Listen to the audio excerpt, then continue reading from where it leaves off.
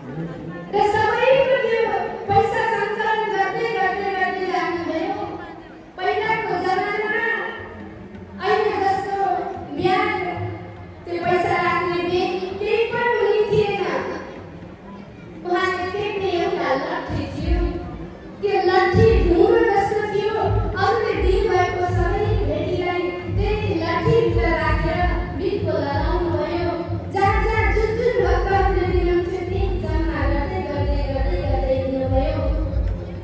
एक दिन घुम्दै घुम्दै जाँदा एउटा गृहस्थीको घरमा जानुभयो।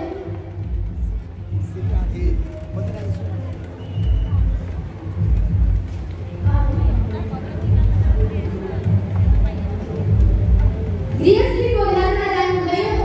त्यसपछि गृहस्थीले मजाले सेवा गर्नुभयो।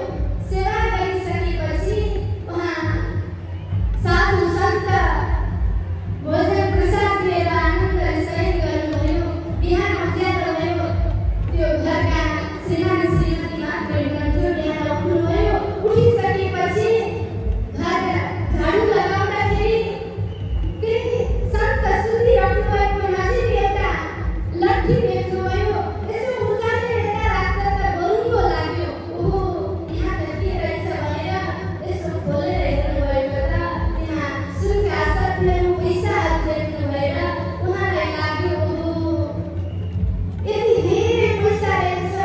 श्रीमान श्रीमती सल्लाह गर्नुभयो, यो पैसा सबै निकालिदियो, यहाँ ढुङ्गा हालिदियो भने त कसैलाई पनि थाहा हुने छैन भनेर अनि त्यो पैसा सबै निकालेर ढुङ्गा भरिदिनु भयो। सन्त त्यहाँबाट हिँड्नुभयो। उहाँलाई त केही पनि थाहा छैन। त्यो गृहस्थीले त्यही पैसाले व्यापार बिजनेस गरे। राम्रो हुँदै गयो। यता ती सन्त आज भण्डारा लगाउँछु भनेर एउटा आश्रममा जानुभयो। भण्डाराको सङ्कल्प गर्नुभयो। त्यसपछि म पैसा दिनेछु भनेर सङ्कल्प गरिसकेपछि त्यहाँ हजारौँ सन्तहरू भोजन गर्नुको लागि आउनुभएको थियो। जब ती सन्तलाई अब भोजन गर्नको लागि सबै व्यवस्था भइसक्यो, पैसा दिनुहोस् भनेर यसो ढुङ्ग्रोमा हेर्दा त त्यहाँ ढुङ्गै ढुङ्गा रहेछ। उहाँलाई मनमा यति मरिने तुल्य लाग्यो कि उतिखेर उहाँले के हुन्छ भने एउटा इज्जत भएको व्यक्तिलाई आफ्नो इज्जत गुम्यो भने आफ्नो जीवन मरे तुल्य लाग्दछ। उहाँ नजिकै जानुभयो। गण्डकीमा आफ्नो प्राणलाई विसर्जन गर्नुभयो। अब यताको गृहस्थी सन्तान पनि भएको थिएन। हेर्नुहोस् त, विवाह गरेको 20 वर्ष भइसकेको थियो, सन्तान थिएन। त्यही बाबाजीको त्यो पैसा जोडेर व्यापार बिजनेस गरेर राम्रो हुँदै गयो। अब त्यो एउटा छोरा पनि जन्मियो। यति प्रसन्न भए, यति खुसी भए कि आहा, त्यो घरमा जस्तो आनन्द खुसी कहीँ पनि भएन। त्यसपछि छोरा बढ्दै हुँदै हुँदै हुँदै गयो।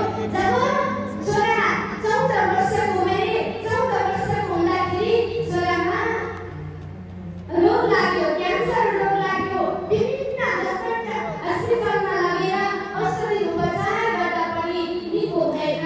भएको व्यापार बिजनेस सबै माइनस हुँदै हुँदै हुँदै हुँदै गयो। भएको सम्पत्ति सबै सिद्धियो। हेर्नुहोस् त, डाक्टरले पनि अब छोराले निको हुँदैन भनेर घरमा फर्काइदियो।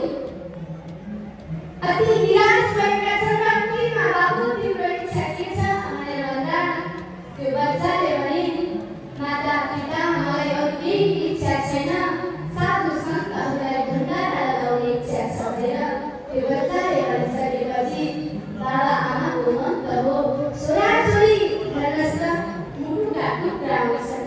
जति